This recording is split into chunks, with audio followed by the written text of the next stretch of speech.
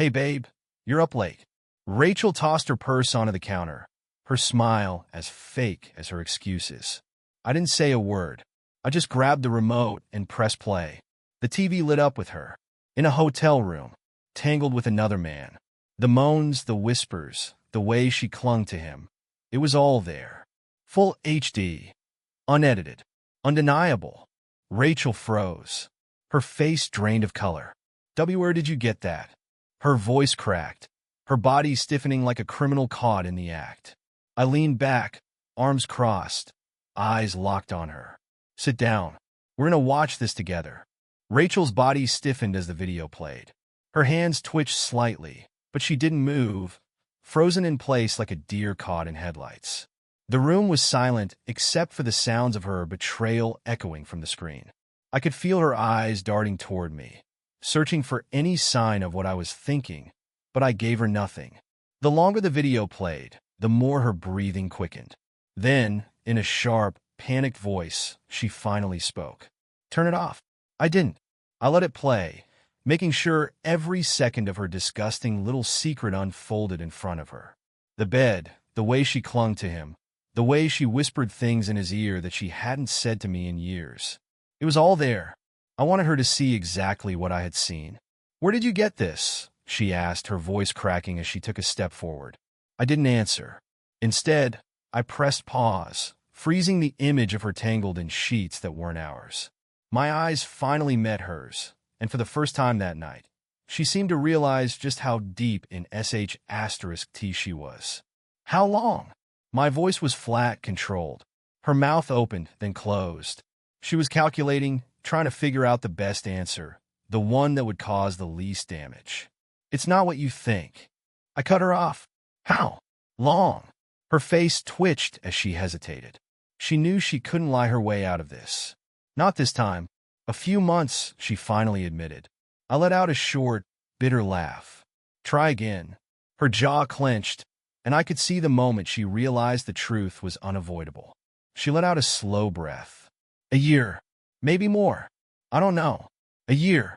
Over a year of coming home to me, kissing me, sleeping next to me, while I do someone else behind my back. I didn't react. I refused to give her the satisfaction of seeing me break. Instead, I leaned back, arms crossed, and studied her like a puzzle I had already solved. It didn't mean anything, she said quickly, her voice rushed and desperate. I swear, it was just a distraction. I tilted my head slightly. A distraction from what? Your marriage?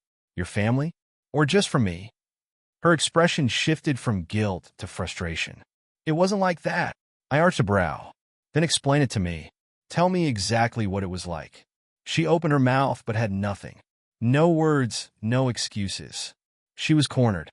But instead of taking responsibility, she did what cowards do. She shifted the blame. Maybe if you actually paid attention to me, I wouldn't have needed to look elsewhere, she snapped. There it was, the classic move, the pathetic attempt to make this my fault. I exhaled slowly and shook my head. There it is. Rachel's arms crossed over her chest, her frustration growing. I'm not the only guilty one here. You work all the time. You barely talk to me.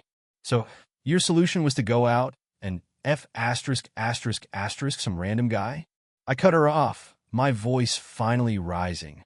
Instead of telling me how you felt, instead of acting like a god an adult, you spread your legs and pretended that would fix it? Her face turned red.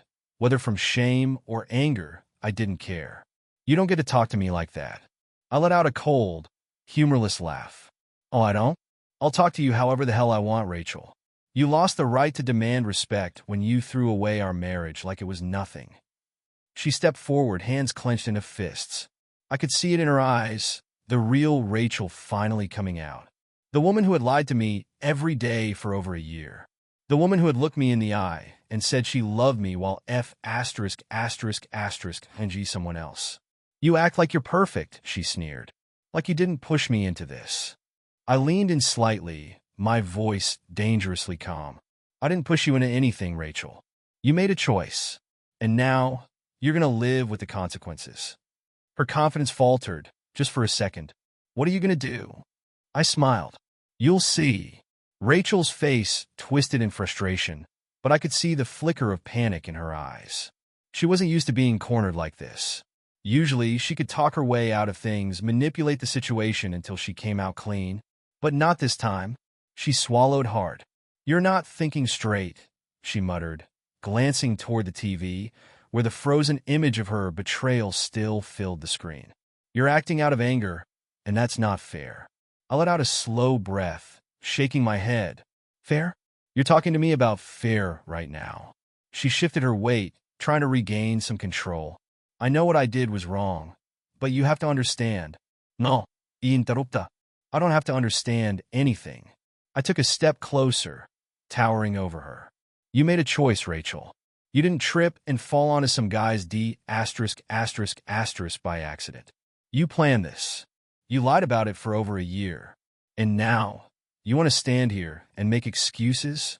She flinched at the venom in my voice, but quickly masked it with defiance. "So what? What do you want me to do? Beg for forgiveness?" Her lips curled into a smirk, a mocking smirk that made my blood boil. "You want me to cry and say I was wrong? Fine. I was wrong. Happy now?" I stared at her, my jaw tightening. She wasn't sorry. Not even a little. She was just pissed that she got caught. I turned away, walking toward the coffee table, where my phone sat next to a small USB drive. I picked it up, rolling it between my fingers. Rachel's eyes followed my every move, her body tense. "What's that?" she asked cautiously. I smirked. "Insurance." Her face paled. "What do you mean, insurance?" I tossed the USB drive onto the table and sat down, watching as realization slowly crept into her expression. "This isn't just some grainy security cam footage, Rachel. This is high-definition, time-stamped proof of your little extracurricular activities." I leaned back, crossing my arms. "You're going to find out real soon what I plan to do with it." Her breath hitched. "You wouldn't." "Wouldn't what?" I cut her off. "Wouldn't show your parents? Your friends? Maybe even your job?" I tilted my head. "Or are you worried about the kids seeing it?" Rachel's entire body stiffened. For the first time, genuine fear flickered in her expression. "You wouldn't do that to them," she whispered. I narrowed my eyes. "I wouldn't. But you? You already did."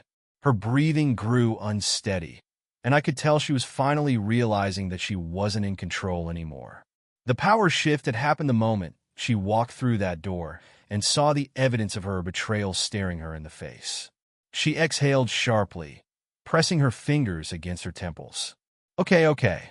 Let's be rational about this. What do you want?" I raised a brow. "What do I want? You really think you're in a position to negotiate?" Rachel's lips parted, but she hesitated, her mind racing for a way out. "You want a divorce? Fine. I'll give you a divorce. But let's not make this uglier than it has to be." I laughed. A deep, bitter laugh. "You think I'm just going to sign some papers and walk away like nothing happened?" I leaned forward, my voice dropping. "No, Rachel. You don't get off that easy." Her nostrils flared. "So what? You want revenge? You want to drag this out just to punish me?" I tilted my head. "That depends. Are you going to make this easy? Or do I have to ruin you first?" Rachel's face contorted with anger, but there was a flicker of hesitation underneath. She knew I wasn't bluffing. "You wouldn't," she said again, but this time she didn't sound so sure. I smirked. "Try me." For the first time in our marriage, Rachel was the one scrambling for control, and I was the one watching her squirm. She let out a sharp breath, running a hand through her hair. "Okay, fine. What do you want?" I leaned back, tapping my fingers on the armrest. "First, you're going to pack your sh*** and get out of my house. Tonight." Her eyes widened. "You can't just kick me out. It's my house. My name's on everything. You want to argue? Go ahead. I'll make sure every single person in your life knows exactly who you are before you even get a chance to grab your toothbrush." Her lips trembled, and for a second, I thought she might actually cry. But instead, she straightened her back, forcing her expression into something colder. "Fine." She turned on her heel and stormed toward the bedroom, but I wasn't done. "Oh, and Rachel?" I called out. She paused, glancing over her shoulder. "Make sure you let your boyfriend know you're going to need a place to stay." Her jaw clenched, but she didn't say a word. She just disappeared into the room. And for the first time in over a year, I was the one in control. Rachel slammed the bedroom door behind her, but I could still hear her rummaging through drawers and yanking clothes off hangers. The sound of her life falling apart was like music to my ears. She was packing. She knew she had no choice. I leaned against the wall, arms crossed, watching as she stormed out a few minutes later, dragging a suitcase behind her. Her face was tight with barely concealed rage, her movements stiff. She wanted to lash out, to scream, to fight, but she wouldn't. Not now. Not when she knew I held all the power. She stopped in front of me, her eyes burning with resentment. "You're really doing this?" I let out a short laugh. "You sound surprised." Her jaw clenched. "You think you're punishing me, but you're just making yourself look like a fool. You can't erase what happened. You can't undo it." I raised an eyebrow. "Oh, I don't need to erase it, Rachel. I just need to make sure you live with the consequences." Her lips pressed together in a tight line, but she didn't argue. Instead, she yanked open the front door and stepped outside. The moment she crossed the threshold, a weight lifted off my chest. She was out. Done. No more lies. No more betrayal. I followed her out onto the porch, watching as she pulled out her phone. Probably calling her boy toy, scrambling for a place to stay. She kept glancing back at me, as if expecting me to stop her. But I wasn't going to. "What? No last words," she sneered. "No dramatic send-off?" I smirked. "Oh, don't worry, Rachel. You'll be hearing from me soon enough." Her face twisted in frustration. She wanted control back so badly. She wanted me to break, to yell, to beg, but that wasn't happening. She turned, stomping toward the driveway, when suddenly, headlights flashed down the street. A sleek, black car pulled up. The moment it stopped, the driver's side door swung open, and he stepped out. Tall, muscular, wearing that same smug expression I'd seen in the video. The other man, Rachel's body went stiff. She hadn't expected him to show up here. Neither had I, but this just made things more interesting. He leaned against the car, arms crossed, eyes flicking between the two of us. "Everything okay here?" Rachel hesitated for half a second before forcing a smile. "Yeah, just leaving." I let out a low chuckle. "Oh, so this is the guy? Gotta say, man, you don't look like much." His smirk faltered. "And you don't look like a guy who can keep his wife satisfied." I grinned. "Funny. I was just thinking the same thing about you, considering she still had to come home and lie about it every night." His eyes darkened, but Rachel quickly stepped in between us, gripping his arm. "Let's just go." I tilted my head. "What's wrong, Rachel?" Afraid he's going to find out the same way I did. Her entire body tensed, but she didn't respond. She just pulled him toward the car, throwing her suitcase into the back seat before climbing in. He gave me one last glare before getting in after her. The second the door shut, I pulled out my phone. Rachel's phone rang inside the car. I could see her glance at the screen, her eyes widening when she saw my name. She hesitated before answering. "What do you want?" I smiled. "Just making sure you know, this isn't over." Her breath hitched. "What does that mean?" "You'll see soon enough," I said before hanging up. She wanted to think she was escaping the consequences of her actions. She wanted to believe that walking out of the house meant a clean break. But I wasn't done with her yet.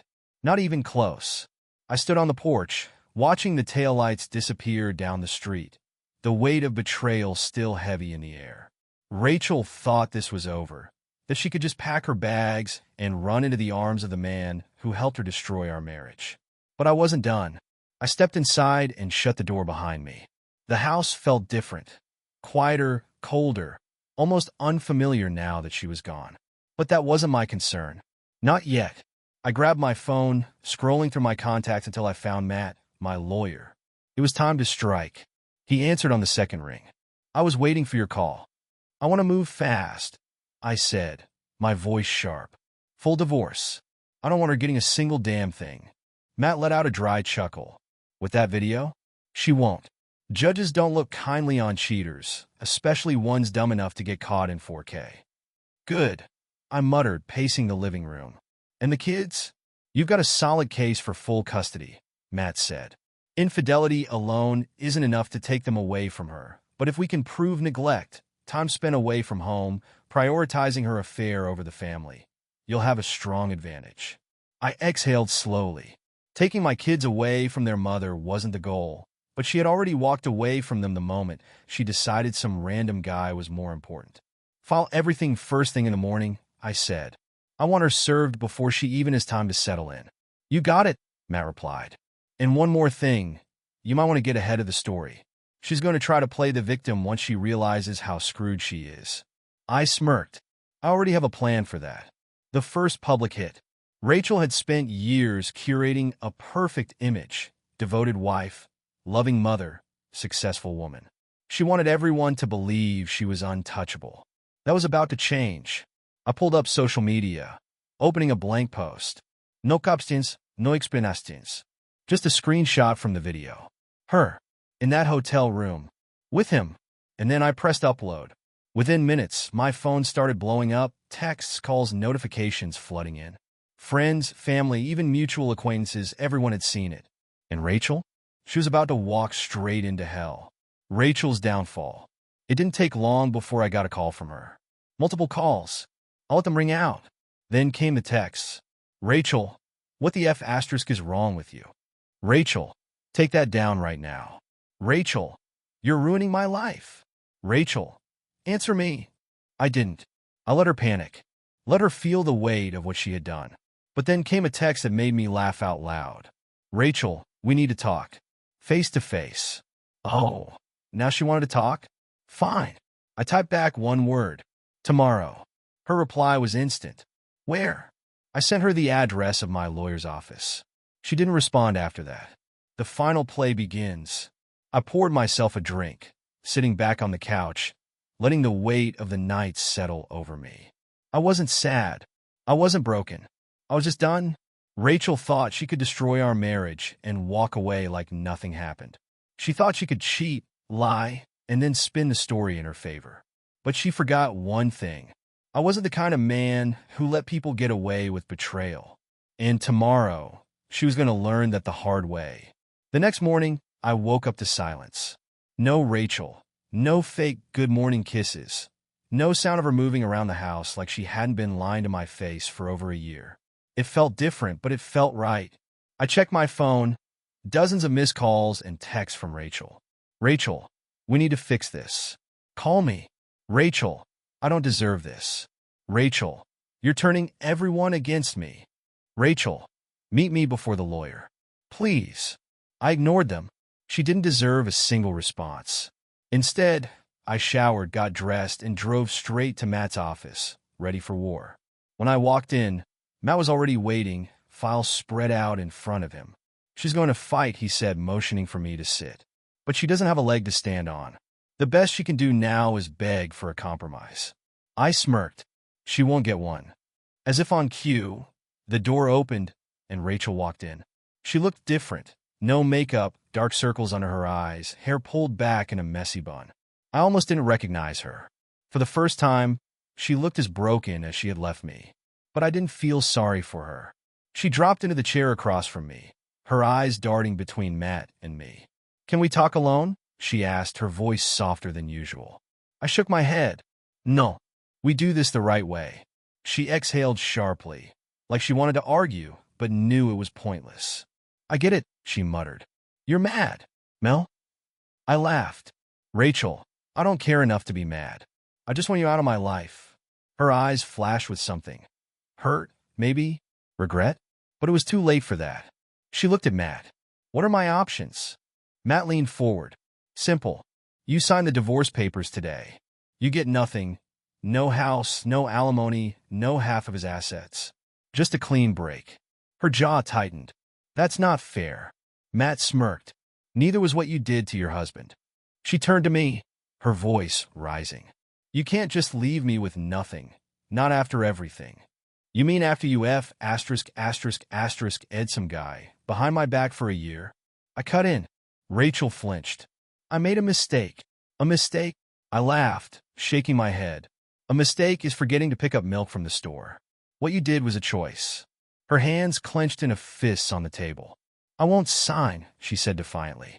Matt shrugged. Then we take it to court, where the judge sees the video evidence of your affair, and you lose everything anyway. Rachel paled. She knew she was trapped. Her breath came out in short, shaky bursts. I can't believe you're doing this to me. I leaned in, locking eyes with her. I didn't do this, Rachel. You did. The room was silent. Rachel sat frozen, staring at the papers in front of her. She knew she had no choice. After what felt like an eternity, she let out a shaky breath, picked up the pen, and signed the divorce papers. It was over, or so I thought. The unexpected move. Rachel pushed the papers back toward Matt, her hands trembling. Fine, she muttered. I'll sign, but you don't get to play the victim here. I arched a brow. Oh, du explain. She looked up at me, and for the first time since this all started, she smiled. A small, bitter smile. You think this makes you the winner? She asked. Like you're the one who comes out on top? I didn't answer. She leaned back, crossing her arms. You'll be alone. And trust me, when the anger fades, when the revenge stops feeling good, you'll realize how empty that feels. I smirked. Better alone than with a lying B*******. Rachel's smile faltered, just for a second, before she forced herself to hold my gaze. We'll see. She stood up, grabbing her purse. You think you're done with me, but you're not, she said over her shoulder. You'll see soon enough.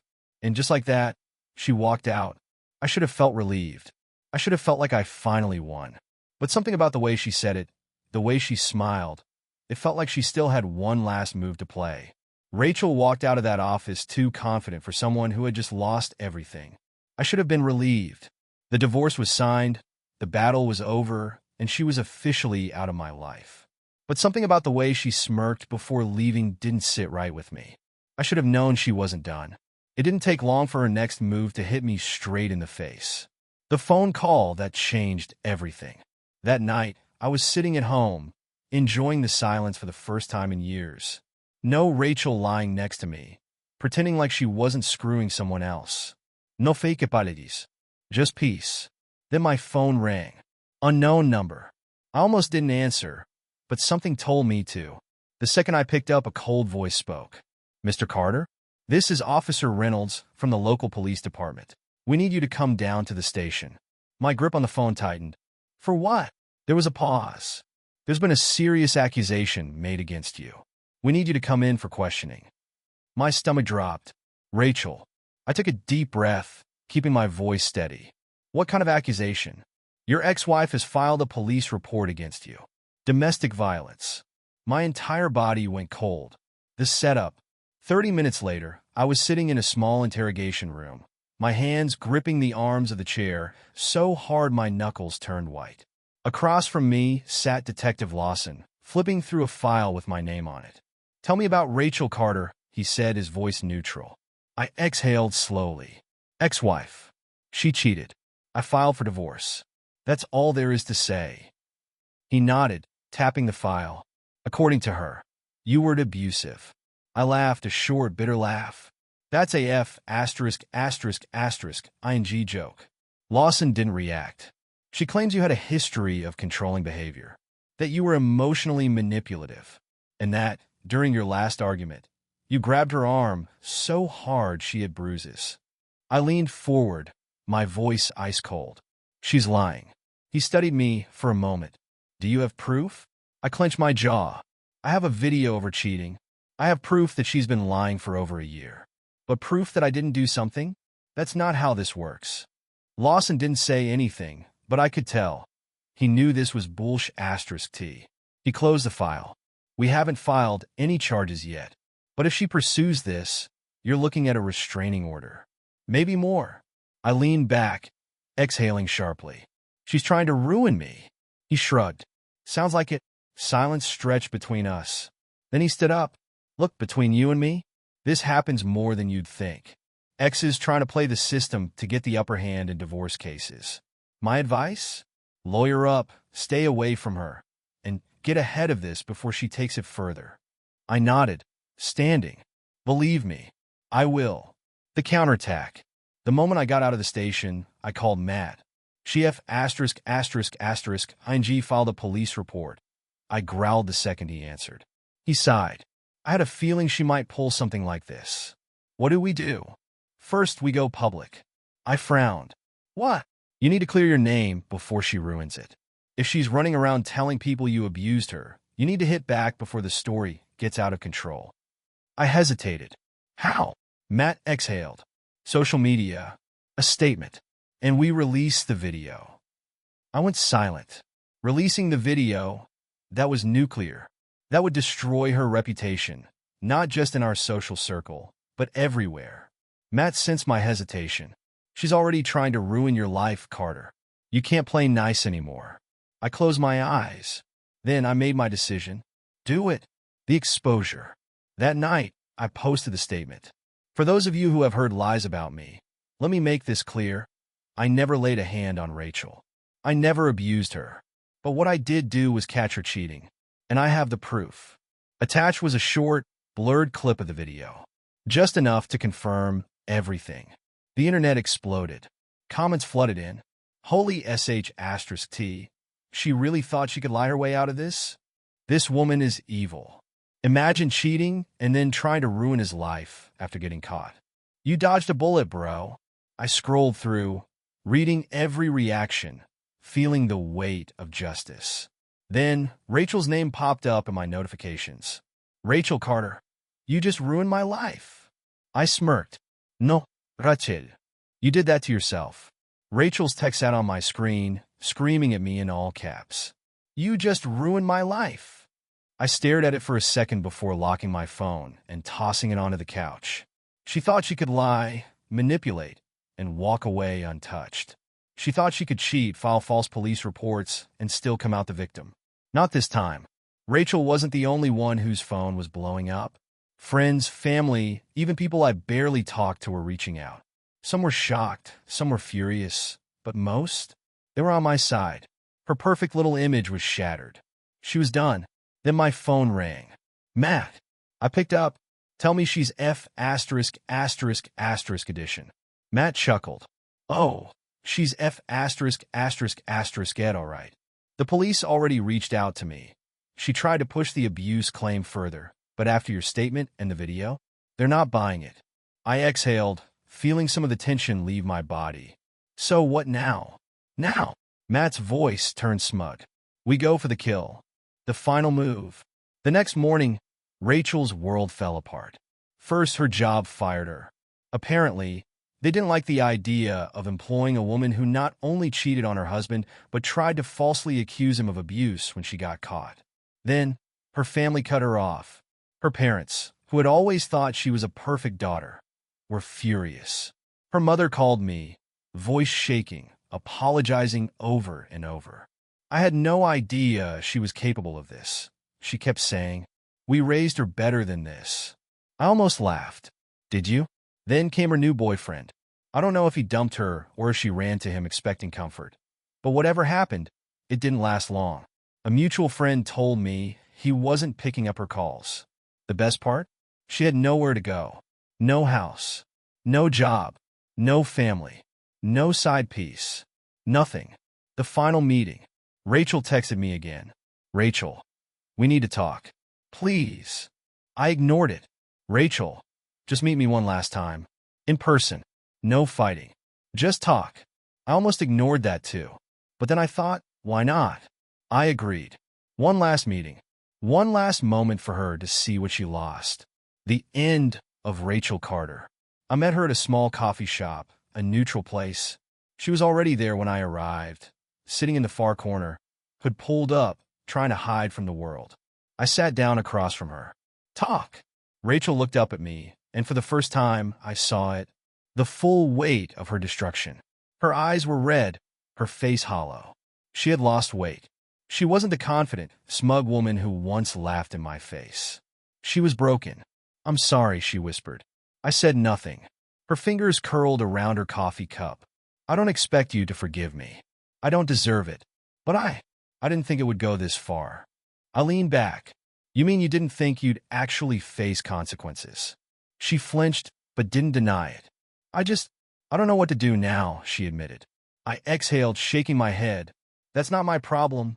Rachel swallowed hard. I don't have anywhere to go. I raised an eyebrow.